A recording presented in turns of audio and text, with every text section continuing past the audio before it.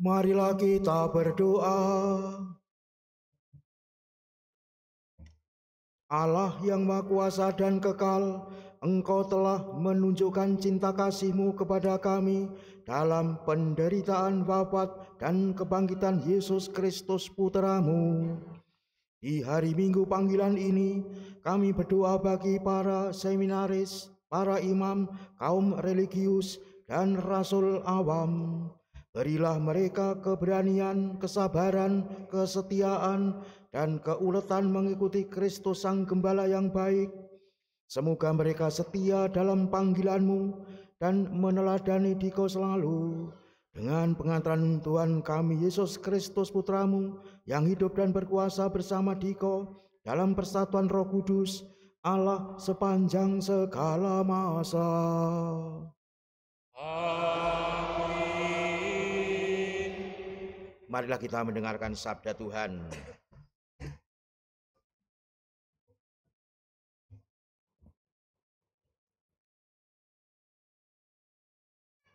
Bacaan dari Kisah Para Rasul. Tatkala dihadapkan kepada Mahkamah Agung Yahudi, karena telah menyembuhkan seorang lumpuh, Petrus yang penuh dengan Roh Kudus berkata, "Hai pemimpin-pemimpin umat dan tua-tua, jika kami sekarang harus diperiksa karena suatu kebajikan kepada seorang sakit, dan harus menerangkan dengan kuasa manakah orang itu disembuhkan, maka ketahuilah oleh kamu sekalian dan oleh seluruh umat Israel, bahwa semua itu kami lakukan dalam nama Yesus Kristus, orang Nazaret yang telah kamu salibkan, tetapi dibangkitkan Allah dari antara orang mati. Karena Yesus itulah orang ini sekarang berdiri dengan sehat di depan kamu. Yesus adalah batu yang dibuang oleh tukang-tukang bangunan, yaitu kamu sendiri. Namun Ia telah menjadi batu pencuru. Dan keselamatan tidak ada di dalam siapapun juga selain di dalam Dia. Demikianlah sabda Tuhan.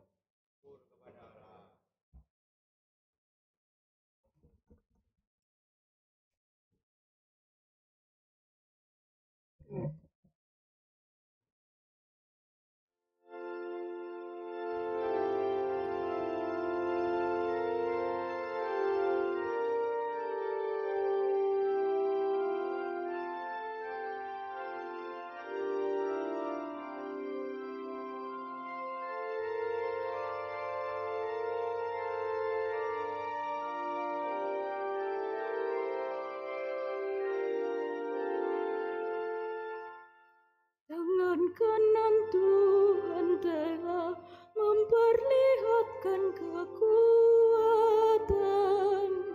Tangan kanan Tuhan telah menjunjungku. Maka aku tak akan mati, melainkan hidup abadi. Tangan kanan Tuhan telah memperlihatkan kekuatan. Tangan kanan Tuhan telah menjunjungku. Maka aku tak akan mati, melainkan hidup abadi. Bersyukurlah kepada Tuhan, sebab Ia baik. Kekal abadi kasih setia-Nya. Lebih baik berlindung pada Tuhan daripada percaya kepada manusia. Lebih baik berlindung pada Tuhan daripada percaya kepada para bangsawan.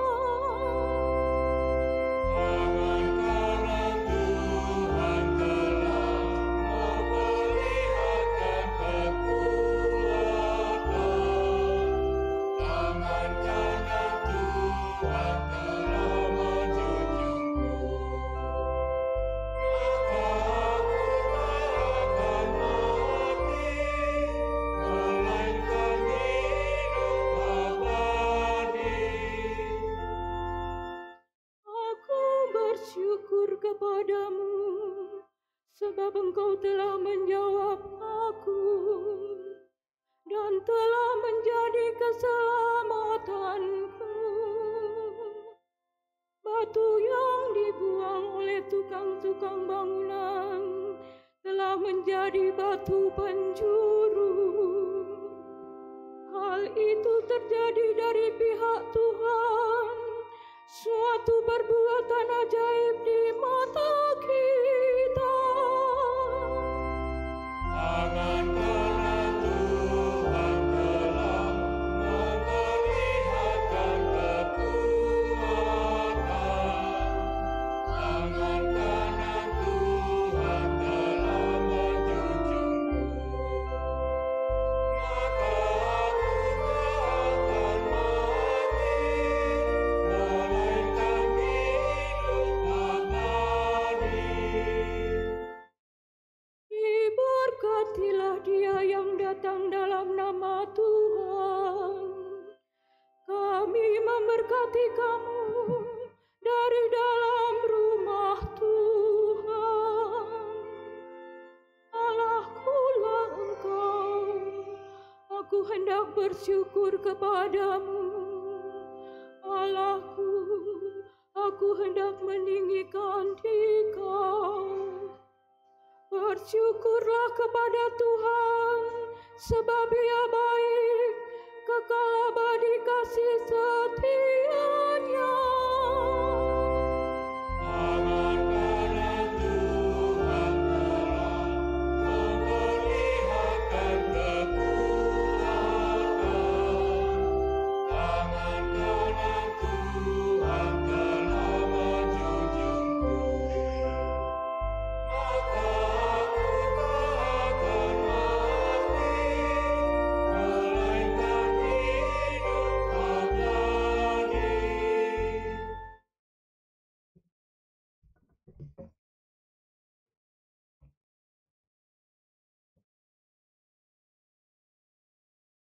Bacaan dari surat pertama Rasul Yohanes.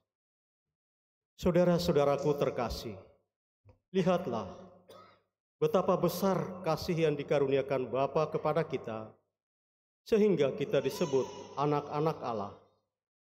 Dan memang kita adalah anak-anak Allah.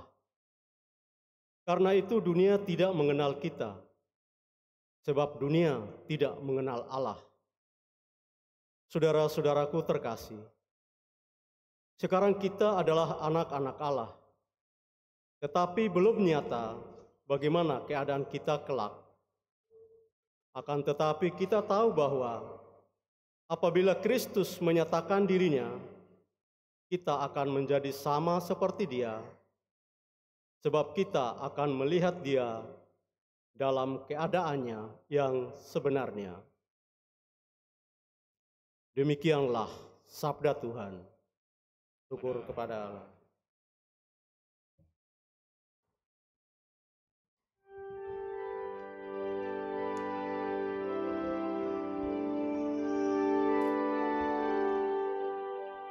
Haleluya, haleluya, haleluya.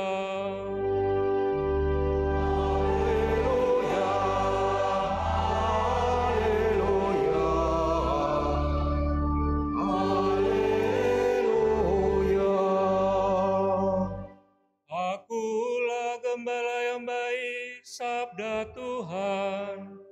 Aku mengenal domba-dombaku, dan domba-dombaku mengenal aku.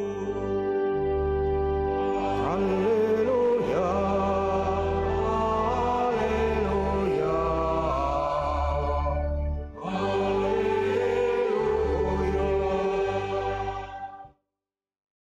Tuhan bersamamu. Dan bersama rohmu. Inilah Injil suci menurut Yohanes. Dimuliakanlah Tuhan.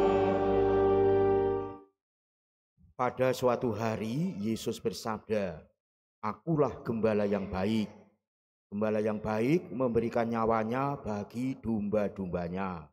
Sedangkan seorang upahan yang bukan gembala dan yang bukan pemilik domba-domba itu sendiri, ketika melihat serigala datang, meninggalkan domba-domba itu lalu lari, sehingga serigala itu menerkam dan mencerai-beraikan domba-domba itu.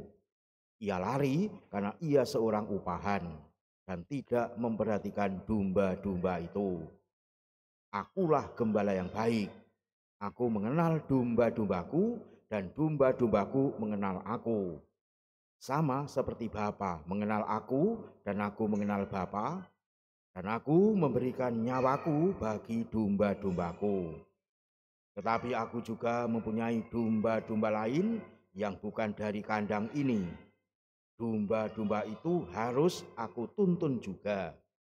Mereka akan mendengarkan suaraku dan mereka akan menjadi satu kawanan dengan satu gembala. Bapa mengasihi aku, oleh karena aku memberikan nyawaku agar aku menerimanya kembali. Tidak seorang pun mengambilnya dari aku, melainkan aku memberikannya menurut kehendakku sendiri. Aku berkuasa memberikannya dan berkuasa mengambilnya kembali. Inilah perintah yang aku terima dari Bapakku."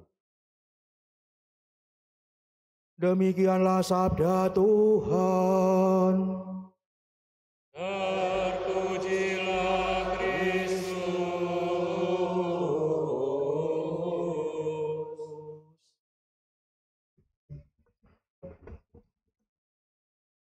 Saudara-saudari yang dikasihi Tuhan, dalam permulaan Injil Yohanes, Yohanes menerangkan jati diri Yesus yang sebenarnya.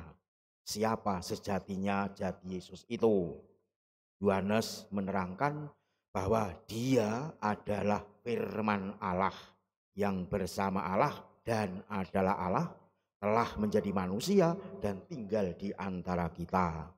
Yohanes 1 ayat 1 dan 14. Itulah jati diri Yesus. Nah, untuk apa Allah berlaku demikian? Ya, untuk menuntun kita agar kita dapat masuk ke dalam keselamatan hidup kekal.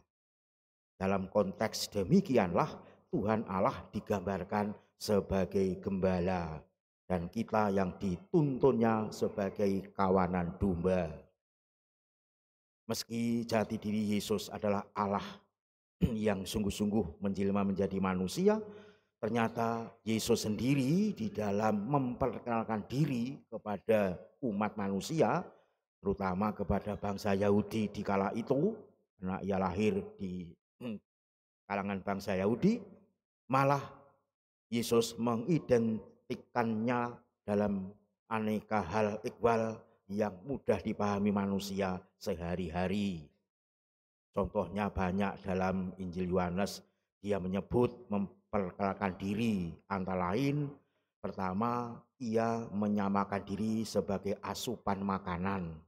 Maka ia berkata, "Akulah roti hidup yang turun dari surga. Dagingku benar-benar makanan dan darahku benar-benar minuman."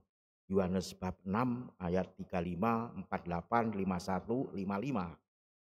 Ia juga menyamakan diri sebagai tanaman buah anggur. Maka ia berkata, "Akulah pokok anggur dan kamu adalah ranting-rantingnya." Yohanes 15 ayat 5. Ia juga menyamakan diri menjadi kompas perjalanan. Maka ia berkata, "Akulah jalan, kebenaran dan hidup. Hanya melalui aku orang sampai kepada Bapa."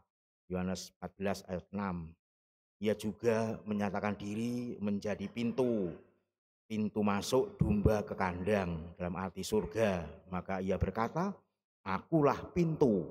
Barang siapa masuk melalui aku, ia akan selamat dan ia akan masuk dan keluar dan menemukan padang rumput. Yohanes bab 10 ayat 7 dan 9. Dan masih banyak ungkapan-ungkapan lain yang disampaikan Yesus berkaitan dengan pengenalan dirinya. Memang ia tidak menyatakan diri akulah Mesias, akulah Allah, tapi malah kebalikannya, putra manusia yang senantiasa mudah untuk dipahami. Saudara-saudari yang dikasihi Tuhan, hari ini dia memperkenalkan dirinya sebagai penuntun kawanan domba yang disebut dengan gembala atau pangon. Dan nuntun kita sebagai kawanan domba, kita semua diarahkan kepada keselamatan. Sejatinya memahami gembala dan domba adalah memahami dua makhluk Tuhan yang berbeda derajat dan statusnya.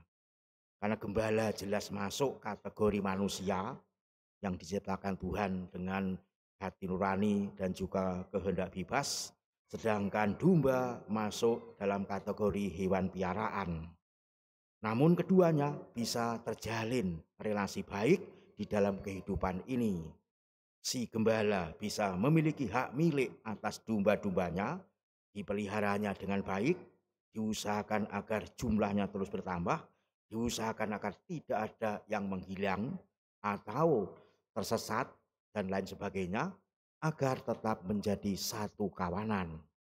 Pendek kata, dijaga agar tetap sehat, bisa beranak pinak terus karena merupakan harta miliknya. Dengan tujuan demikian, si gembala itu memang menjamin makanan, menjaga, melindungi, dan membimbingnya agar si domba tetap berada dalam satu kawanan kegembalaan atas dirinya. Itulah tugas utama gembala. Para domba gembalaannya umumnya memang patuh setia pada gembalanya, sehingga terjalinlah relasi erat antar keduanya. Memang para domba gembalaannya bisa merasakan terjamin hidupnya, apakah merasa puas atau tidak. Si domba itu sendiri tidak bisa memberi kesaksian kepada gembalanya, dikarenakan beda derajat dan martabatnya. Hewan jelas tidak sederajat dengan manusia. Namun secara faktual domba-domba itu taat kepada gembalanya, mau mendengar dan mengenal suara gembalanya.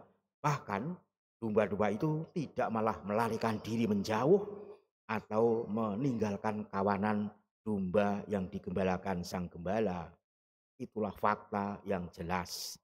Bagi kita orang yang mungkin tercipta di abad milenial, generasi Z, jangan-jangan tidak mengenal, mungkin malah belum tahu seorang gembala, atau mungkin belum tahu seekor domba, bisa terjadi. Tapi di era Yesus ada di tengah-tengah bangsa Israel, hal semacam itu adalah hal yang biasa. Dengan kata lain, orang saling mengenal antara domba piaraannya maupun sang gembala itu sendiri. Saudara-saudari yang dikasihi Tuhan, nah karena tugas dan tanggung jawab gembala terhadap domba gembalaannya itu sama dengan menjaga harta miliknya, maka tentu terjalinlah adanya semacam ikatan batin yang sedemikian akrab. Maka meski berbeda derajat dan martabat, tetap ada ikatan erat terjalin relasi batinnya antara domba dan gembalanya. Gambaran demikianlah yang Yesus katakan tadi, akulah gembala yang baik. Gembala baik artinya gembala utama dan bukan upahan menjadi seorang gembala. Jadi gembala utama kita adalah Tuhan Yesus Kristus sendiri. Maka selaku gembala kita pasti dijamin selamat, dilindungi dari bahaya apapun, dan tidak ditinggal lari, tetapi terus dijaga dan diusahakan agar kita tetap mau untuk berada dalam satu kawanan yang digembalakan olehnya. Itulah yang dikerjakan Tuhan kita Yesus Kristus pada kita. Maka selaku gembala yang baik, Yesus juga rela berkorban, bahkan korban nyawa demi keselamatan kita para dombanya. Selaku gembala yang baik, Yesus juga mengenal semua kita, para pengikutnya, dan menjaminnya, menjaga, melindungi, serta membimbing kita untuk dapat masuk ke kandang, artinya surga, agar kita dapat beristirahat dengan selamat dan bahagia. Selaku gembala yang baik, Yesus juga menuntun domba-domba yang belum masuk dalam tanda petik kandang bersama kawanan kita ini. Maka ia berkata, ada lagi padaku domba-domba lain yang bukan dari kandang ini. Domba-domba itu pun harus kutuntun juga. Suatu hal yang sangat gamblang dinyatakan oleh Yesus. Dia adalah penggembala kita semua, bukan notabene kita memang sebagai pengikutnya, sebagai orang Kristiani, tapi juga semua manusia digembalakan olehnya supaya mengalami keselamatan. Begitulah hal-hal yang dikerjakan gembala yang baik Yesus Kristus, satu-satunya gembala utama yang menggembalakan kita umat manusia.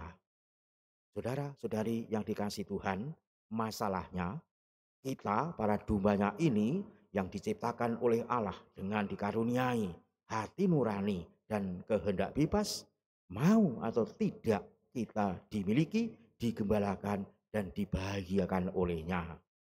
Kita benar-benar dihadapkan pada sebuah pilihan bebas, ya atau tidak, yes atau no. Itulah yang harus kita ambil keputusan. Semoga kita dapat mengambil keputusan yang tepat. Selaku para dombanya, kita memang tidak akan mungkin tahu persis kehendak gembala kita Tuhan itu, namun memiliki keyakinan bahwa gembala kita, Tuhan yang mendampingi kita, tidak akan pernah mencelakai kita, apalagi berkehendak membinasakannya. Tapi justru kebalikannya, Dia menghendaki kita semua selamat tanpa kecuali, asal kita memang mau selamat. Saudara-saudari yang dikasihi Tuhan, maka mari dengan mantap kita mengimani dan mengikuti gembala baik Yesus Kristus tanpa ragu sedikit pun, kapanpun, dimanapun, dan tetap mengikuti Dia tanpa mau meninggalkannya alias murtad. Saudara-saudari yang dikasihi Tuhan, pada hari Minggu Paskah keempat yang tahun ini jatuh pada tanggal 21 April 2024, kalau Indonesia tepat pada hari Kartini, Gereja Universal sedunia merayakannya sebagai hari doa panggilan sedunia ke-61 yang bertema atau berfokus dipanggil untuk menabur benih harapan dan membangun perdamaian. Paus Fransiskus, gembala umat Katolik sedunia yang semoga rencananya mau datang ke Indonesia di bulan September nanti, benar-benar dapat hadir ke tengah-tengah kita, menjumpai kita para dombanya, menyatakan bahwa hari Minggu panggilan atau hari ini merupakan kesempatan yang baik untuk pertama bersyukur kepada Tuhan atas kesetiaan, ketekunan hidup yang sering kali tersembunyi dari semua orang yang telah menanggapi panggilan Tuhan dengan seluruh hidup mereka. Atas peran ibu bapak yang tidak memikirkan jati diri sendiri dan ikut arus tren sesaat, namun kebalikannya membangun kehidupan keluarga yang penuh cinta dan ketulusan serta melayani anak-anak dan pertumbuhannya. Bersyukur atas peran semua orang yang melakukan pekerjaannya dengan penuh dedikasi dan semangat kerjasama. Bersyukur atas peran mereka yang berkomitmen dalam beraneka bidang dan cara membangun dunia yang lebih adil, mengupayakan perekonomian yang dijiwai prinsip solidaritas, kehidupan politik yang lebih beretika dan adil, serta masyarakat yang lebih manusiawi.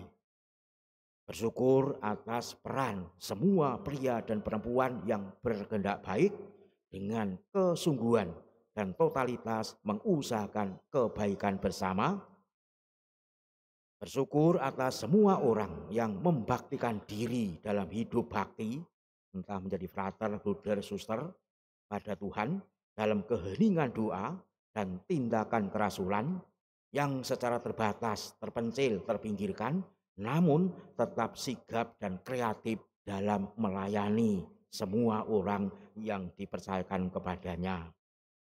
Juga bersyukur atas peran para tertabis, diakon, imam maupun uskup untuk pewartaan Injil dan pembagi sakramen Allah di dalam pelayanan kepada semua orang.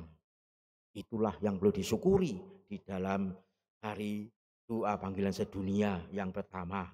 Yang kedua, merespon secara nyata panggilan Allah itu.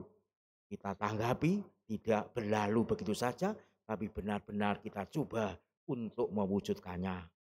Maka dalam hal ini, Paus Fransiskus menyapa kepada kaula muda sedunia dengan berkata, biarkan Yesus menarikmu kepadanya melalui Injil yang kamu baca, ajukanlah pertanyaan pentingmu kepadanya. Biarkan dia menantangmu dengan kehadirannya yang selalu memicu krisis yang sehat dalam diri kita. Lebih daripada siapapun, Yesus menghormati kebebasan kita. Ia tidak memaksakan kehendak sendiri, namun membimbing dan mengarahkan. Berikanlah ruang baginya dan kamu akan menemukan jalan menuju kebahagiaan dengan mengikutinya. Dan apabila ia meminta kepadamu, serahkanlah dirimu seutuhnya kepadanya. Itulah pesan Paus untuk kita respon dalam rangka menanggapi panggilan Tuhan. Kaula muda benar-benar disapa, karena kaula muda lah yang juga akan meneruskan banyaknya panggilan-panggilan itu nyata dalam kehidupan Gereja Katolik. Salah satu Gereja Katolik akan tetap lestari kalau memang adanya panggilan imam. Karena imam dan ekaristi tak bisa terpisahkan. Ada ekaristi, ada imam. Kalau tidak ada imam, tidak mungkin ada ekaristi. Nah, itulah salah satunya.